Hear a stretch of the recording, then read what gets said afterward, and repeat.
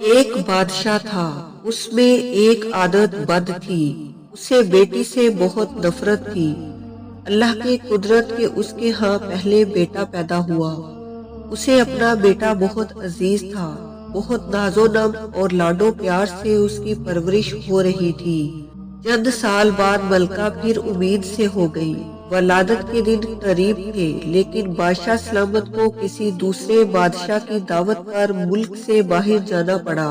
جانے سے پہلے بادشاہ نے ملکہ کو حکم دیا کہ میں کہیں باہر جا رہا ہوں، اگر میرے آنے سے پہلے ولادت ہوئی، اگر لڑکا ہوا تو ٹھیک ہے، لیکن اگر لڑکی ہوئی تو اسے ہلاک کر دینا۔ بادشاہ چلا گیا۔ چند ہفتے بعد اس کے ہاں لڑکی کی ولادت ہوئی۔ اولاد ماں کو بہت پیاری ہوتی ہے۔ ملکہ رونے لگی کہ اے اللہ، اب میں کیا کروں؟ ولادت کے وقت ایک دائی موجود تھی جو ملکہ کی حالت زار دیکھ رہی تھی۔ اللہ نے اس کے دل میں رحم پیدا کیا۔ اس نے ملکہ سے کہا، اے ملکہ، آپ دل چھوٹا مت کیجیے، میں یہاں سے سب کے سامنے بچی کو ہلاک کرنے کے بہانے لے جاؤں گی، پر میں یہاں سے اسے اپنے گھر میں لے جا کر پالوں گی۔ اگر آپ کسی طرح سے بچی کے لیے خرچ وغیرہ بھیجتی رہے گی تو آپ کی بچی خوشحال اور آسودہ ہوگی، وگرنہ مجھ غریب کو جو نصیب، اس سے اسے بھی پالنے کی کوشش کروں گی۔ ملکہ نے کچھ سونا چاندی زیور وغیرہ بچی کے واسطے تھما دیے، بچی کو اس کے حوالے کیا۔ محل میں یہ بات پھیلائی گئی کہ دائی نے بچی کو لے جا کر ہلاک کر دیا ہے، جبکہ دائی نے شہزادی کو اپنے گھر لا کر پورے ناز و نم سے اس کی پرورش شروع کر دی۔ جب بادشاہ اپنے سفر سے واپس آیا تو اسے یہی احوال سنایا گیا کہ آپ کے جانے کے بعد بچی کی ولادت ہوئی اور آپ کے حکم کے موجب اسے ہلاک کر دیا گیا۔ بادشاہ اپنی بد عادتی کے باعث خوش ہوا۔ دائی نے لوگوں کے سامنے شہزادی کو اپنی نواسی ظاہر کیا۔ کبھی کبھار بادشاہ سے چھپ چھپا کے شہزادی کو لاتی اور ملکہ اپنی بیٹی کو دیکھ کر اس کی ممتا کو کچھ قرار ملتا اور وہ دائی کو سونا چاندی اپنی بیٹی کی نگہداشت کے واسطے دے دیا کرتی۔ کیونکہ شہزادی کی پرورش اچھے طریقے سے ہو رہی تھی، اس لیے خوب قد کاٹ نکالی، خوبصورت تھی، اسی لیے جوان ہوتے دنیا کے سامنے شہزادی نہ ہوتے ہوئے بھی شہزادیوں کی طرح دکھنے لگی۔ ایک دن بادشاہ کی سواری شہر سے گزر رہی تھی، اسی وقت شہزادی اور دائی بھی اسی راستے سے گزر رہی تھی۔ بادشاہ کی نظر شہزادی پر پڑی، پوچھا یہ کون ہے؟ وزیر نے کہا یہ اس بیچاری عورت کی نواسی ہے۔ بادشاہ نے حکم دیا مجھے یہ بہت پسند آئی ہے، کل اس کے گھر میرے لیے رشتہ لے کر جانا۔ کیونکہ حقیقت کا کسی کو پتہ نہیں تھا، اس لیے دوسرے دن وزیر، وکیل وغیرہ دائی کے گھر بادشاہ کے لیے اس کی نواسی کا ہاتھ مانگنے گئے۔ اب دائی کے اوسان خطا ہو گئے کہ یا اللہ اب کیا کروں؟ اس نے صاف انکار کرتے ہوئے کہا کہ میں ایک غریب ہوں، میری نواسی بادشاہ کے لائق نہیں اور نہ ہی بادشاہ کا کسی غریب سے رشتہ جوڑنا صحیح ہے، اس لیے دوبارہ اس سلسلے میں میرے گھر مت آئیے گا۔ بادشاہ خود تو نہیں آیا، لیکن دائی کے گھر رشتے کے لیے بہت سے بندے بھیجے۔ سب نے دائی کی بہت منت سماجت کی، لالچ دیے، دوست دھمکی دی، لیکن دائی ٹس سے مس نہیں ہوئی۔ تب بادشاہ نے حکم دیا کہ دائی کو پکڑ کے خوب سزا دے دو تاکہ وہ رشتے کے لیے مان جائے۔ سپاہی دائی کو پکڑ کر بادشاہ کے سامنے لائے اور انہوں نے اسے خوب کوٹ کوٹ کر پیٹنا شروع کیا۔ سپاہیوں نے دائی کو کپڑے کی طرح نچوڑ کے رکھ دیا۔ بیچاری پہلے سے ہی 2 ہڈیوں پر تھی، اتنی مار برداشت نہ کر سکی اور بادشاہ کے سامنے چیخ پڑی، بادشاہ سلامت، یہ کوئی اور نہیں بلکہ آپ کی بیٹی ہے، میں نے اسے ہلاک کرنے کی بجائے لے جا کر اپنے گھر میں اس کی پرورش کی ہے۔ اب بادشاہ کو احساس ہوا کہ وہ کیا غلطی کرنے جا رہا تھا۔ خدا نے اسے گناہ عظیم سے بچایا۔ وہ اور زیادہ غصے میں آ گیا، اپنے بیٹے یعنی شہزادے کو بلا کر حکم دیا کہ اپنی بہن کو جنگل میں لے جا کر قتل کر دے اور اس کی آنکھیں نکال کر اور گردن کا خون لا کر مجھے دکھا دے تاکہ مجھے یقین ہو جائے۔ شہزادہ پریشان ہوا کہ وہ کیسے اپنی ہاتھوں سے ہی اپنی بہن کو قتل کرے، اس کی آنکھیں نکال لے اور اس کی گردن کا خون لا کر باپ کو دکھائے۔ اسے کسی صورت یہ گوارا نہ تھا، گرچہ اسے اپنی بہن کے متعلق اب معلوم ہوا، لیکن اسے پتا تھا کہ بادشاہ ہر صورت اپنی بیٹی کو ہلاک کرنا چاہتا ہے۔ اگر اس نے اسے قتل نہیں کیا تو بادشاہ دونوں کو ہلاک کر دے گا۔ مجبور ہو کر وہ اپنی بہن کو ساتھ لے کر جنگل کی طرف چل پڑا۔ جب دونوں جنگل میں پہنچ گئے تو بھائی کی محبت بہن کے لیے جوش میں آ گئی۔ بہن سے کہا کہ میں کسی صورت تمہیں اپنے ہاتھوں سے قتل نہیں کر سکتا، میں تمہیں یہی چھوڑے دیتا ہوں، تمہاری قسمت کہ تمہیں درندے کھا جائیں یا تم بچ کر کہیں اور نکل جاؤ۔ لیکن بہن نے بھائی کا ہاتھ پکڑ کر کہا، نہیں بھائی، تم مجھے قتل کر دو، میری آنکھیں اور خون لے جا کر باپ کو دکھا دو، نہیں تو وہ تمہیں مار دے گا، جو مجھے کسی صورت گوارا نہیں۔ دونوں بھائی بہن ایک دوسرے کے گلے لگ کر رو پڑے۔ آخر کسی طرح بھائی نے بہن کو منا لیا۔ شہزادی آنسو بہاتے ہوئے گھنے جنگل کی طرف جانے لگی۔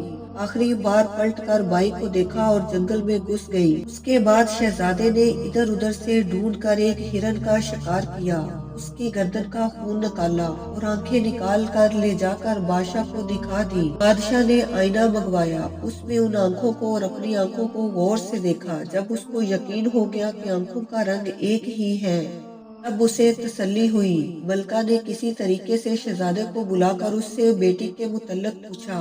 شہزادے نے ماں کے سامنے سارا احوال گوش گزار کر دیا۔ ملکہ نے منہ آسمان کی طرف کر کے ہاتھ اوپر اٹھائے اور بیٹی کے لیے دعا مانگی کہ اے اللہ، تو میری بیٹی کی حفاظت کر، اسے اپنی امان میں رکھ اور اسے کسی اچھی جگہ پار لگا۔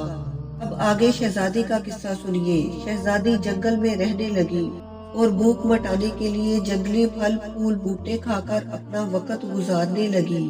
اس دوران بہت سا وقت گزر گیا۔ جھاڑیوں کانٹوں سے الجھ کر اس کے بوسیدہ کپڑے تار تار ہو گئے۔ آخرکار اس کے بدن پر کوئی کپڑا نہ رہا۔ ایک دن کسی اور ملک کا بادشاہ اپنے لاؤ لشکر کے ساتھ اسی جنگل کے راستے گزر رہا تھا۔ اتفاقاً بادشاہ اسی طرف جا نکلا جدھر شہزادی تھی۔ جب شہزادی کی کانوں میں کسی گھوڑے کے قدموں کی آہٹ پڑی تو جلدی جلدی کسی گھنے درخت پہ چڑھ گئی اور اس کے بڑے بڑے پتے توڑ کر اپنی سطر پوشی کر کے چھپ کر بیٹھ گئی۔ بادشاہ بھی آ کے اسی درخت کے نیچے ٹھہر گیا۔ درخت گھنا اور سایہ دار تھا۔ ایک طرف اپنے گھوڑے کو باندھا اور درخت کے سائے میں کپڑا بچھا کر تھوڑی دیر سستانے کی خاطر لیٹ گیا۔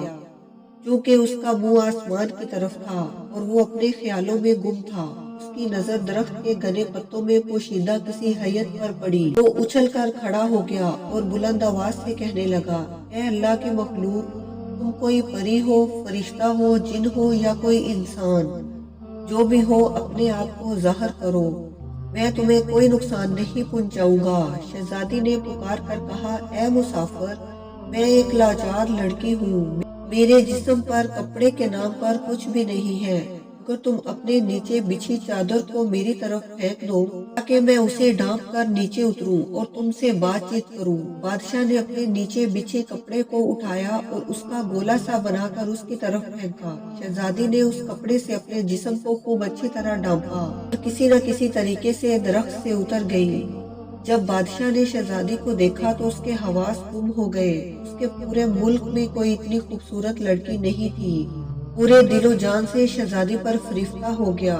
جٹ شہزادی سے کہا، میں ایک بادشاہ ہوں، اگر تم برا نہ مانو تو میں تم سے شادی کر کے تمہیں اپنی ملکہ بنانا چاہتا ہوں، بندہ کیا چاہے دو آنکھیں۔ شہزادی نے حامی بھری۔ وہ بھی ایک ایسا بندہ چاہتی تھی جو اسے عزت دے۔ بادشاہ خوشی خوشی شہزادی کو لے کر اپنے ملک روانہ ہو گیا۔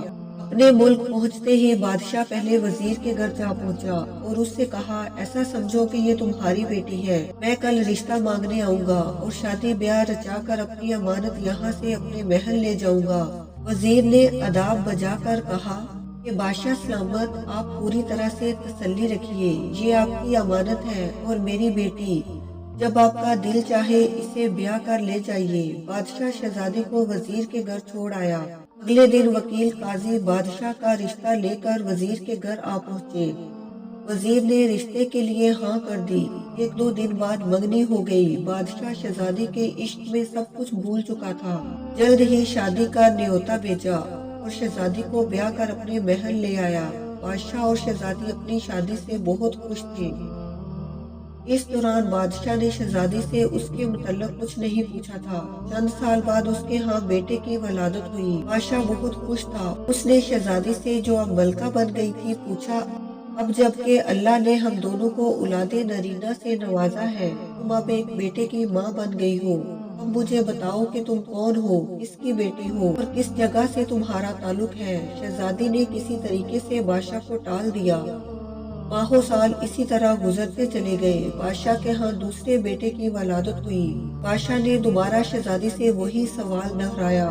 شہزادی نے پھر بادشاہ کو ٹال دیا۔ آخرکار ان کے ہاں جب تیسرے بیٹے کی ولادت ہوئی تو اس موقع پر بادشاہ نے شہزادی کی حقیقت معلوم کرنے کے لیے بہت دباؤ ڈالا۔ آخرکار شہزادی مان گئی اور بادشاہ کو حقیقت بتائی کہ وہ فلاں ملک کے بادشاہ کی بیٹی ہے۔ بادشاہ کو کس طرح بیٹیوں سے نفرت تھی، اس نے کس طرح مجھے مارنے کا حکم دیا اور دائی نے مجھے کس طرح بچا کر اپنے گھر میں میری پرورش کی، بادشاہ نے کس طرح مجھے دیکھا۔